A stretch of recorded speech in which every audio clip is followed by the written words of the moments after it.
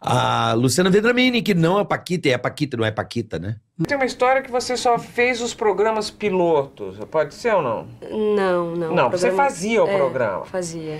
Não, ela não foi Como Paquita. assim ela foi Paquita e Ela não não foi, Carioca. Ela fez teste. E lembra que ele disse que os intervalos eram longos? Que a Xuxa se estendia bastante com alguns artistas?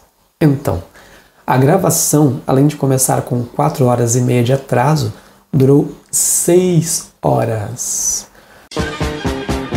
Muito bom estar com você. Quem quer brinquedo? Olá, saudosistas, saudações, bem-vindo à LTV, eu sou o Léo Cordeiro. E hoje é aquele dia em que eu vou ler alguns comentários para responder e também contar uma história muito bacana. Aliás, em todos os vídeos que eu estou fazendo ultimamente, você tem que ficar até o final, porque lá no finalzinho, quando parece que já acabou, tem mais um pouquinho. Então, fique até o final do vídeo. E já aproveito também para convidar você para que se inscreva no canal, caso ainda não seja inscrito, para deixar o seu joinha, o seu comentário. Quem sabe eu leio aqui também no próximo vídeo desse quadro. E também para você conhecer o nosso clube de membros, caso já seja inscrito. Os inscritos no clube de membros recebem vídeos com antecedência e também conteúdo extra. E eu quero ver todo mundo por lá. E deixo-me muito obrigado para quem já faz parte.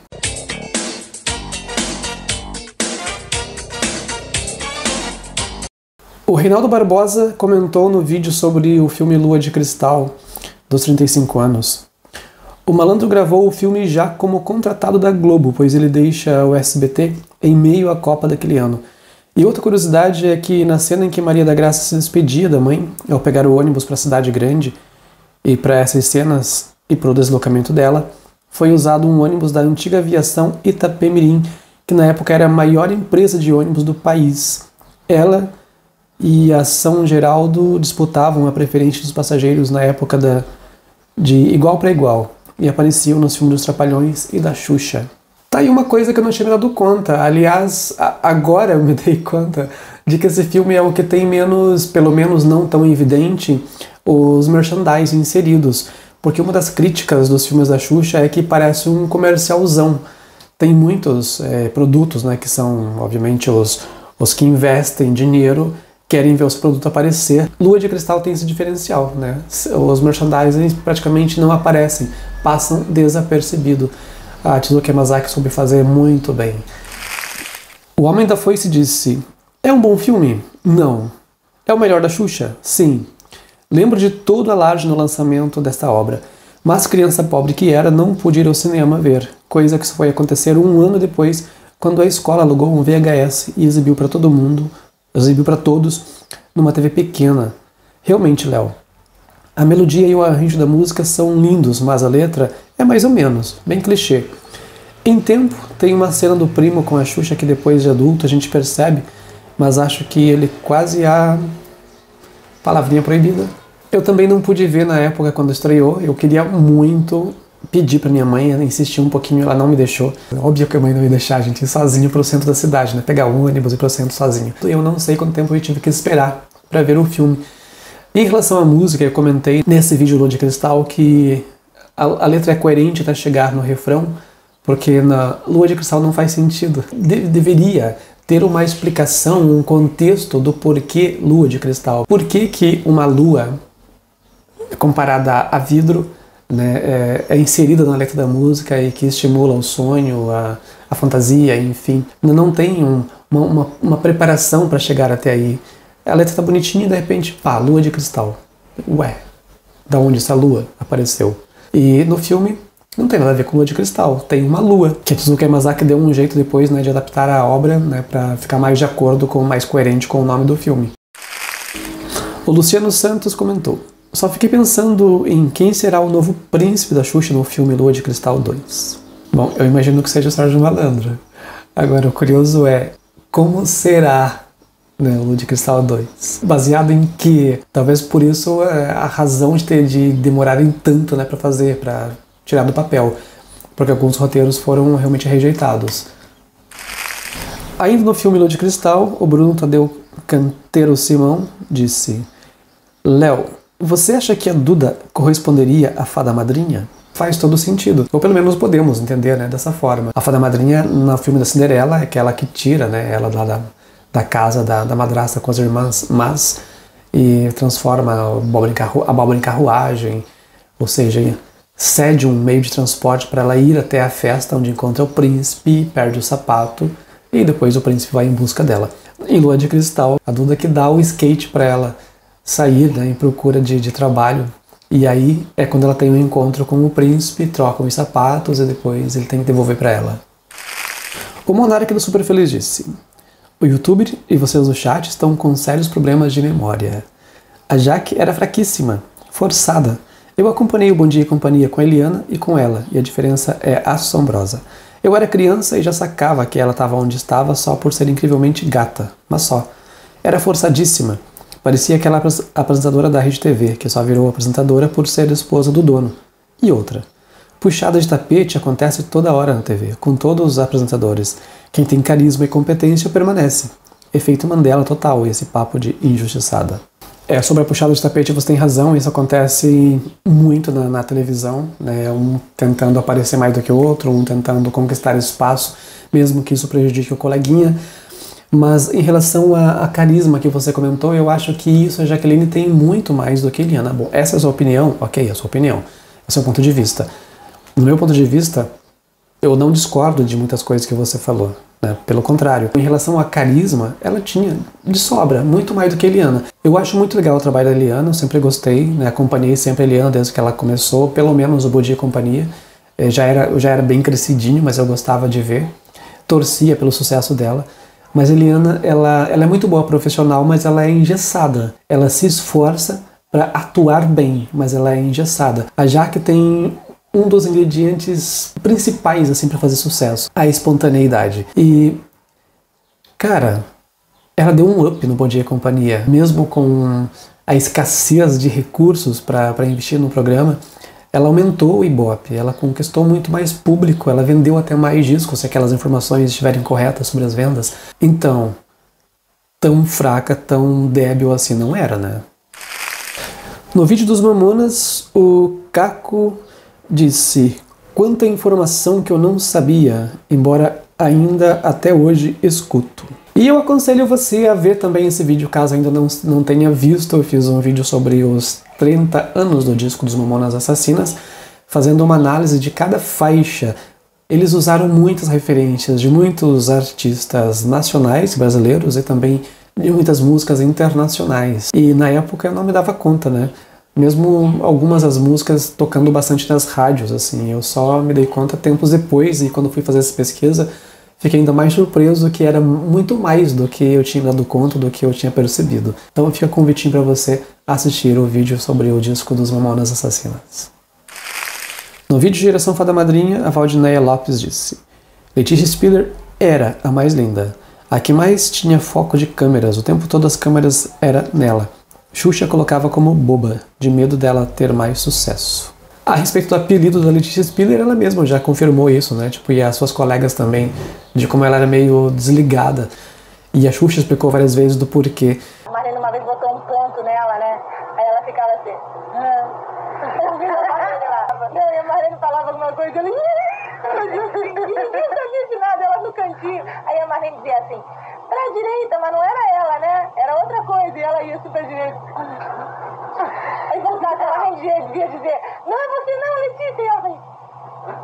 Ela tava ninguém sabia, então ela parecia uma maluca, cara. Já pensou as crianças olhando assim, pobrezinha, tão novinha, já assim, né? E sobre a beleza delas, a Xuxa comentou uma vez que tinha um conselho, né, de pessoas, não só da Marlene, mas acho que do meio, né, da televisão, enfim, para que ela escolhesse as meninas não tão bonitas, para que ela se sobressaísse, né, que ela fosse a mais bonita de todas. E ela disse: eu não, eu escolhi as meninas mais bonitas. E no vídeo sobre a Luciana Vendramini, do porquê ela não foi Paquita, o Vinícius Reis disse: coloca uma empregada 8 meses para trabalhar na sua casa e depois fala que ela não foi sua empregada para ver se a justiça não te acha. Nos dias atuais, sim, né? Aliás, eu acho que as Paquitas geração 2000 já passaram por essa mudança, assim, né? Esse cuidado que a Globo teve que ter com elas. Elas assinaram um contrato, elas passaram por um período de experiência de 3 meses e também passaram por pelo menos uns 6 meses ou mais de seleção, de preparação. Elas ficaram muito tempo fazendo esse preparatório para começar a trabalhar. A Kátia Paganotti ficou 10 meses, eu acho, ou 8 meses, uma coisa assim. Acho que a Kátia Paganotti ficou, acho que 10 meses fazendo o teste. E ela não considera esse tempo como Paquita. Ela só considera a Paquita o tempo quando ela recebeu realmente a confirmação da Marlene, a aprovação da Marlene para integrar oficialmente o grupo das meninas. E não foram 8 meses que a Luciana Vendramini ficou fazendo teste, não. Eu até fui rever o vídeo da Catuxa, né, da Ana Paula Guimarães, que ela fez no tempo da pandemia com a Andréa Sorvetão, e ela disse que ela viu o anúncio da Xuxa pedindo paquitas para meninas para se inscreverem para fazer o teste Paquita no programa de Natal de 86. A coroação dela foi em março de 87, mas ela disse que quando ela estava já fazendo o teste, na segunda semana que ela estava fazendo o teste, chegou a Luciana Vendramini. Não, vou mostrar primeiro as que estão fazendo o teste de Catuxa. Aqui, por favor, é a Ana, Lu, vem cá, por favor. As duas gatinhas aqui estão fazendo o teste pra gente, né? Pois é, espero que vocês consigam passar, mas só tem uma catuxinha só, né? Então vocês podem continuar mandando fotos pra gente. E então a Luciana ficou ainda menos tempo do que ela, nem 4 meses, talvez nem 3 meses inteiro ela ficou. Se foi ela que falou isso, é porque ela distorce muito a realidade, né? 8 meses. Assim como distorceu o fato dela ter sido Paquita, afirmou isso várias vezes em vários programas de televisão e nunca foi. Ela viajou com a gente em show. Tá. Foi aonde ela colocou a roupa de Paquita, foi em show. E uma vez só. Pronto. E aí ela Na TV ela não colocou. Não, ela tava de roupa de teste. Entendi. Como disse a Andréa Veiga no documentário das Paquitas, ela perdeu uma oportunidade, né, ela recusou o convite para participar do documentário, ela poderia ter aceitado e ter explicado, ter saído muito bem, né? Ter falado, olha, eu era muito jovenzinho, eu era meio criança, já era adulta, né? Adulta não, tinha 16 anos, quase 17, mas era muito jovenzinha, então eu pensei que eu tivesse entrado no grupo, mas não foi bem assim, ou seja, ela perdeu a oportunidade de contornar a situação e sair numa boa. Ela simplesmente se recusou a dar a entrevista. E chegou o momento de sabermos qual é a história de Daniel de Oliveira. Ele gentilmente me contou de como foi a sua experiência quando participou de uma gravação do Planeta Xuxa. Eu vou contar a história conforme ele me enviou e vou fazer algumas interrupções para fazer algumas observações. Então, vamos lá. Estava com minha turma da escola e fomos avisados que a gravação iria começar às 20 horas. Chegamos no Teatro Fênix às 19 horas. E a gravação só foi começar às 23h30. Nesse período de 4 horas e meia, ficamos na sala de espera e nos serviram um pão de forma com queijo e um copo de Coca-Cola. Ele disse que essa sala é a mesma que aparece em uma matéria do Globo Repórter de 1987 com o Bial. O russo apareceu para dar instruções e pegar as agendas que Xuxa ia autografar. E sim, Xuxa escrevia à mão, uma por uma. Chegada a hora, fomos para o estúdio. Estava quase todo escuro. E uma cortina azul tapava o globo em que a Xuxa saía. Achei estranho tudo escuro. Aqui tem um detalhe que matou uma curiosidade que eu tinha há muito tempo. Quando colocaram a nave espacial no Xuxa Park, eu pensava, como é que a Xuxa entra naquela nave sem ser vista pela plateia? Porque provavelmente, né, perderia muito da magia se ela entrasse na nave assim, para se preparar para o início da gravação, com todo mundo olhando. Ela tinha que entrar, a nave subir, depois fica lá esperando um comando, né, para a nave descer, e enfim, fazer toda aquela coisa que a gente vê pela televisão. Tinha uma cortina. Em seguida ouvimos o único esporro da noite da Marlene Matos e proibia o uso de flash das câmeras fotográficas de filme. Isso mesmo, câmera digital era um sonho distante em 1998. Marlene gritava que o flash estava interferente nas câmeras de filmar e ela não queria parar a gravação por causa da plateia. Em seguida, mais calma, avisou que a gravação iria ao ar dia 31 de janeiro de 1999. Era uma gravação antes do especial de carnaval. Que azar que eu tive de não pegar essa gravação. Uma coisa que eu percebi é que falavam que a Marlene vivia gritando, mas nesse dia ela gritou apenas uma vez e não falou mais nada do microfone. Tiraram a cortina azul e ligaram as luzes para começar a gravação. Depois fui entender o porquê das luzes apagadas. Era um calor terrível. Realmente, os refletores esquentam muito. Na minha época de dançarino, eu lembro da sensação, né, escaldante da luz na minha cara. De convidados foram Molejo, Araqueto, Ed Mota, Pepe e Neném, e o quadro Intimidade foi com a Flávia Alessandra. Teve outros artistas que não me recordo. Bastante coisa não foi ao ar. A conversa com o Molejo, a bagunça com Pepe e Neném. Só com essas duas foi mais de 1 hora.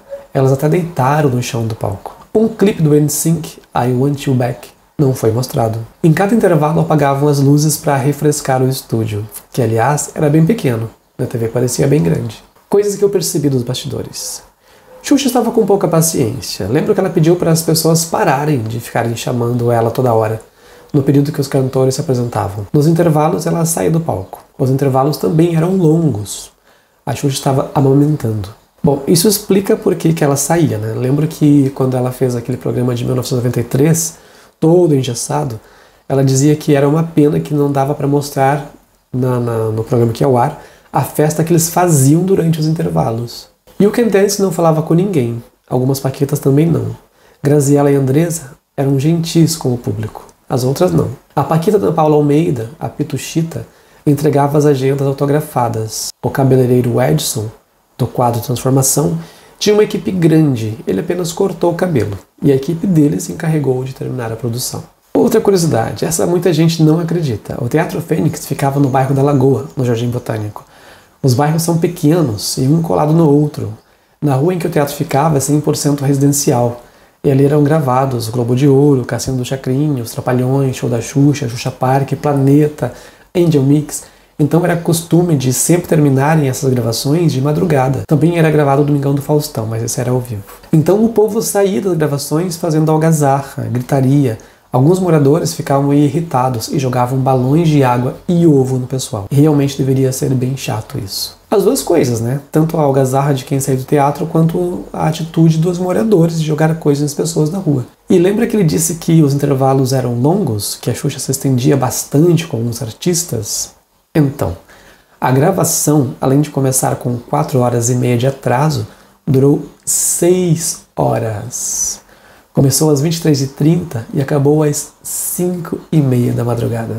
Aí eu perguntei se tinha sido ele mesmo que me disse uma vez que antes de começar as gravações, uma pessoa entrava para animar a plateia, para que registrasse, né, aquela animação toda enquanto estava todo mundo cheio de energia ainda, porque as horas vão passando e o povo vai ficando meio borocochô, né? E assim na edição eles têm imagens de sobra de gente animada para parecer que o programa esteve sempre em alto astral. Mas ele disse que não, né, que pelo menos dessa vez não foi preciso, porque já todo mundo estava super empolgado. Meus queridos, de momento é isso. Eu fico por aqui. Nos vemos no próximo vídeo. Até lá, um grande beijo. Tchau. Tire e vai, timidamente. Quero te encontrar. Quero te ver. Eita. Beijo. Tchau, Chu. Tchau. Beijo, galera.